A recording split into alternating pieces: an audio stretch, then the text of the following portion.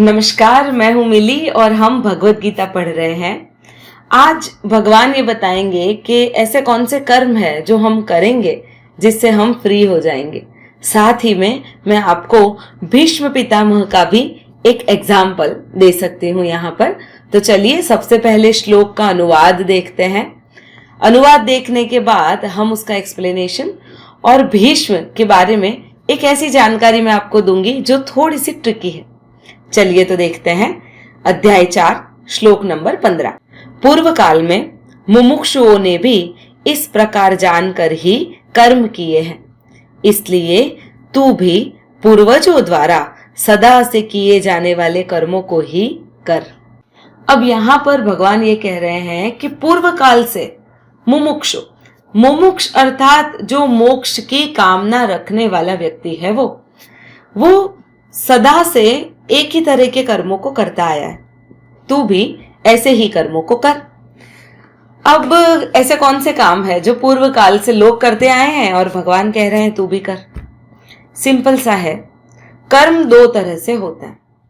पहला कि तुम कर्म करते हो और कर्म की जो फल उसका जो मिलता है, उसका रिजल्ट जो है, उसकी इच्छा भी रखते हो। मतलब हमारे जैसे गृहस्थ लोग जो काम भी कर रहे हैं और हमें जो भी काम कर रहे हैं उसके बदले में या तो एप्रिसिएशन या तो सैलरी कुछ भी मिल जाए, उसके एक्सपेक्टेशंस हम रखते हैं, राइट। दूसरे ऐसे लोग होते हैं जो कहते हैं कि कर्म के फल की तो हमें आशा ही नहीं है, अर्थात वो कर्म करना भी छोड़ देते हैं। सीधा सा अर्थ है ऐसे संन्यास लेते हैं जिनको कोई कर्म नहीं करना है, जो अपने अंदर भी नहीं झांकना है, जिनको सेवा का काम भी नहीं करना है। इसी वजह से भारतवर्ष में जो हुआ है ना, दो अलग रास्ते बन गए। एक ऐसा वर्ग खड़ा हुआ है जो सिर्फ कर्म में विश्वास रखता है और उसके फल को भी चाहता है। दूसरा ऐसा वर्ग खड़ा हो गया है जो न तो कर्म करना चाहता है, अगर कर्म करेगा ही नहीं तो फल की इच्छा ही नहीं रखता है, अर्थात वो निष्क्रिय जीवन जीता है। दो पूरी तरह से अलग जीवन। एक इतना सक्रिय जिसमें फ्रस्ट्रेशन, एंजाइटी सब कुछ होता है, एक इतना निष्क्रिय जिसमें कुछ भी नहीं होता है। एसेंस बिना का जीवन बन जाता है जिसका। ईश्वर ये कह रहे हैं कर्म तो कर, फल की इच्छा मत रख, फल नहीं सोचने का फिर तुझे। और पूर्वजों ने भी ऐसे काम किए हैं जो फ्री हो जाता है। अब कैसे? चलिए एक कहानी सुनाती हूं भीष्म की। बहुत साल पहले 8 वसु थे जो आकाश मार्ग से जा रहे थे। जंगल में एक छोटी सी ऋषि की कुटिया देखी उन्होंने। कुटिया के बाहर कामधेनु गाय बंधी हुई थी। उन 8 वसुओं में से एक वसु को ऐसा लगा कि ये जो कामधेनु है ना, वो इस ऋषि के आश्रम में शोभा नहीं देती। और वो ऋषि थे ऋषि वशिष्ठ। उस 8वें वसु ने बाकी के 7 जो थे उनको कहा कि चलो वो गाय चोरी कर लेते हैं, क्योंकि ऐसे फटीचर के वहां ऐसी गाय शोभा देती नहीं है, वो तो हमारे यहाँ ही शोभा देती है, तो हम लेके चलते हैं। कुछ लोगों ने मना किया, ये भी बोला कि नहीं भाई नहीं जाना चाहिए, गाय है तो है, हमारे पास कौन सी चीजों की कमी है। पर 8वां वसु माना नहीं। फाइनली बाकी के जो 7 थे उन्होंने भी साथ दे दिया उसका, और वो गए। नीचे उतरते हैं और गाय को छुड़ाने जाते हैं, चोरी करने जाते हैं। वो गाय कामधेनु थी और उसे गुस्सा आ गया। उसने कहा कि तुम लोग सब के सब मरोगे और मृत्यु लोक को पाओगे।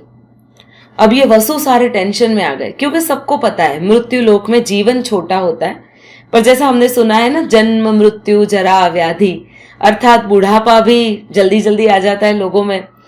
कोई ना कोई बीमारियां होती ही रहती है लोगों को। तो जरा और व्याधि से परेशान थे और वे डर गए। इतने में उन्हें सुना कि ब्रह्मा जी ने गंगा और शांतनु को श्राप दिया है पृथ्वी लोक पर अवतरित होने का।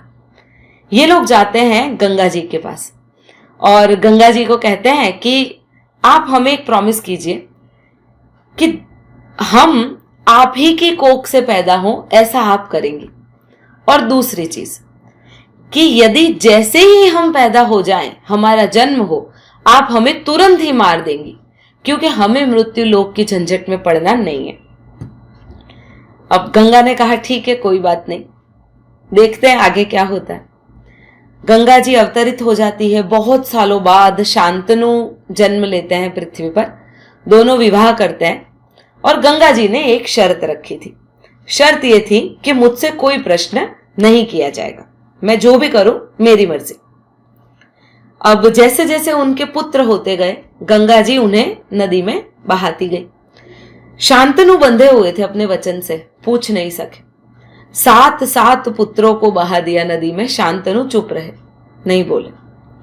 अब उनकी सीमा पार हो गई थी, वे नहीं सहन कर पा रहे थे और राजा थे, पुत्र भी चाहिए था।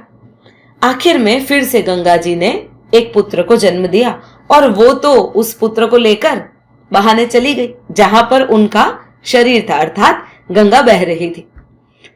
अब वो जाती है और जैसे ही नदी में डालने जाती है, शांतनु उसे रोक लेते हैं कि भाई क्यों, इसको क्यों मार रही है। और गंगा मुस्कुराती है और फिर कहती है, अच्छा तो ये वो वसु था जिसने गाय चोरी करने का प्लान किया था। शांतनु समझ नहीं पाते। तब गंगा कहती है और ये पूरी कहानी बताती है कि जो आगे वाले 7 पुत्र थे ना, वो जन्म श्राप की वजह से लेने को आए थे और मुझसे उन्होंने वचन लिया था कि मैं उन्हें तुरंत ही मार दूंगी, इसलिए मैंने उनको बहा दिया। ये 8वां जो है ना, ये सही में इसका जो पाप है वो बहुत ज्यादा है, इस वजह से ये जिएगा और बहुत लंबा जिएगा उस पाप को चुकाने के लिए। धीरे धीरे सबको कहानी पता है कि किस तरह से देवव्रत को आशीर्वाद दिया जाता है उसके पिता के थ्रू कि वो इच्छा मृत्यु पा सकता है, और देवव्रत ने भीष्म प्रतिज्ञा भी ले ली कि वो ब्रह्मचारी रहेंगे। ठीक है, अब सवाल ये खड़ा होता है कि मैंने ये कहानी क्यों कही कर्मों को लेकर। इसलिए क्योंकि एक छोटा सा, एक ऐसा कर्म जो तुम्हारे ईगो से उत्पन्न होता है, चोरी का ख्याल आता है और तुम ट्राई करते हो बट अनसक्सेसफुल हो जाते हो, उसके बावजूद तुम उस कर्म का फल भुगतने अवश्य आते हो। जरा कंडीशन सोचो, हमने कर्म किया, हमको फल मिला और हमें वो भुगतना है। ऐसा कौन सा व्यक्ति होगा जो कर्म के फलों से मुक्त हो जाएगा? ये वही हो सकता है जो ये सोचे कि जो हुआ ईश्वर की इच्छा से हुआ, जैसे हुआ ईश्वर की इच्छा से हुआ।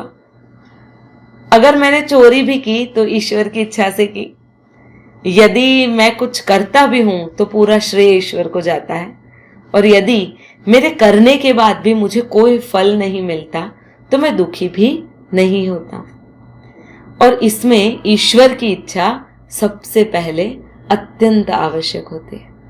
धीरे धीरे आप यदि आपके डे टू डे काम में भी ऐसा समझ के करने लगो ना कि वो ईश्वर देखता है और मुझे नहीं करना है गलत चीज, वो ईश्वर देखता है और मैं क्यों किसी के साथ बुरा करूं, वो ईश्वर देखता है कि मैंने क्या काम किया है, फिर आगे देखा जाएगा।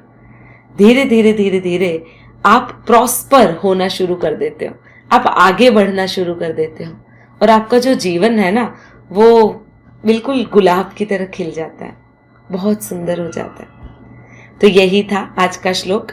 यदि आपको मेरा श्लोक का एक्सप्लेनेशन पसंद आया हो और आप रेगुलर लिसनर्स हैं तो मेरी चैनल को कृपया सब्सक्राइब कर दीजिए। आपका सपोर्ट मेरे लिए बहुत ज़्यादा इम्पॉर्टेंट है। लाइक कीजिए जिससे मुझे थोड़ा बहुत एप्रिसिएशन मिलता है, और शेयर करना ना भूलें। अपने घर में यदि आपसे छोटे कोई हो, उनके साथ भगवत गीता डिस्कस कीजिएगा, उन्हें बताइएगा, और यदि कोई क्वेरी हो तो प्लीज कमेंट में बताइएगा। कमेंट अवश्य करिएगा। धन्यवाद।